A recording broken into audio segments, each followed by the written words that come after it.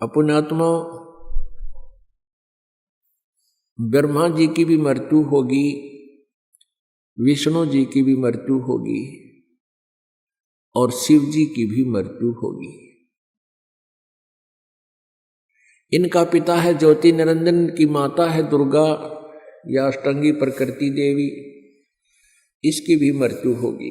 जो इनका पिता है काल, इसको ब्रह्म बोलते हैं, ब्रह्म जो 21 ब्रह्मांड का स्वामी है, इस ब्रह्म की भी मृत्यु होगी। अब यहां थोड़ा सा कंसेप्ट क्लियर करना पड़ेगा, क्योंकि पवित्र हिंदू धर्म के अनुयायी जो हैं हिंदू, ये ब्रह्मा विष्णु महेश को अजरो अमर मानते हैं दंत कथा के आधार पर, लोक वेद के आधार,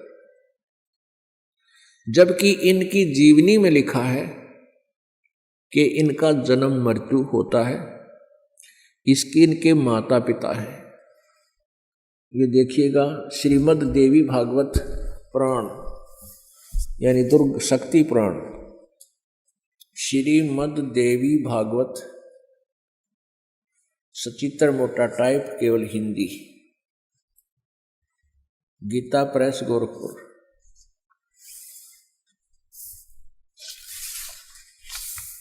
श्रीमद् देवी भागवत सचित्र मोटा टाइप केवल हिंदी, संपादक हनुमान प्रसाद पोदार, चिमनलाल गोस्वामी।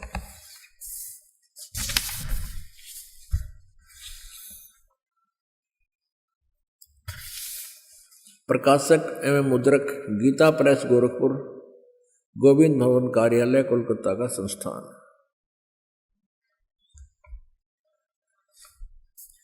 इसके तीसरे स्कंद में 123 पृष्ठ पे है।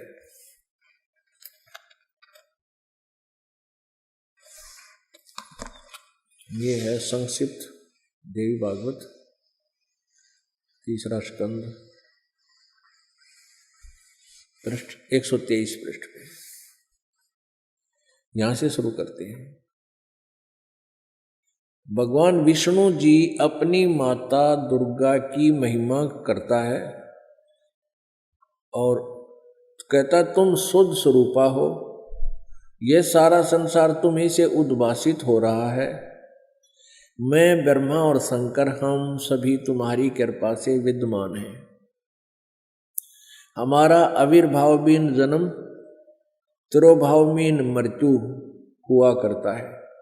हमारा तो जन्म और मृत्यु, आविर्भाव और तिरोभाव होता है, अर्थात हम अविनाशी नहीं हैं, केवल तुम ही नित्य हो, तुम ही अविनाशी हो, जगत जननी हो, प्रकृति और सनातनी देवी हो। प्रकृति भी दुर्गा को कहते हैं। अब यहां देखिएगा, भगवान शंकर बोले देवी यदि महाभाग विष्णु तुम्ही से उत्पन्न हुए हैं, प्रकट हुए हैं, तो उनके बाद उत्पन्न होने वाले ब्रह्मा भी तुम्हारे ही बालक हुए। फिर मैं तमोगुणी लीला करने वाला शंकर क्या तुम्हारी संतान नहीं हुआ, अर्थात मुझे भी उत्पन्न करने वाली तुम ही हो। शिवे संपूर्ण संसार की सृष्टि करने में तुम बड़ी चतुर हो। इस संसार की सृष्टि स्थिति और संहार में तुम्हारे गुण सदा समर्थ हैं। उन्हीं तीनों गुणों से उत्पन्न हम ब्रह्मा विष्णु एवं शंकर, यानी रजगुण ब्रह्मा, सतगुण विष्णु, तमगुण शिवजी शंकर, नियम अनुसार कार्य में तत्पर रहते हैं।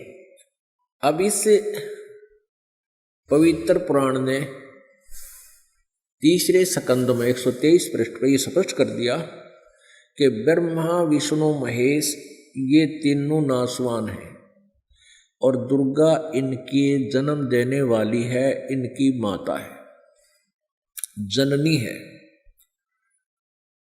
और दूसरा ये कंसेप्ट क्लियर, तीसरा ये हो गया कि रजगुण ब्रह्मा है, सतगुण विष्णु, तमगुण शिवजी।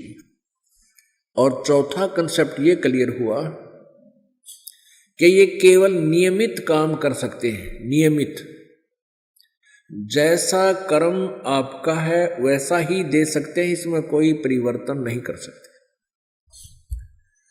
जैसे अभी तक हम सुनते आए हैं कि जैसे कर्म करेगा वैसा फल देगा भगवान। तो ये भगवान तो ब्रह्म तक भी,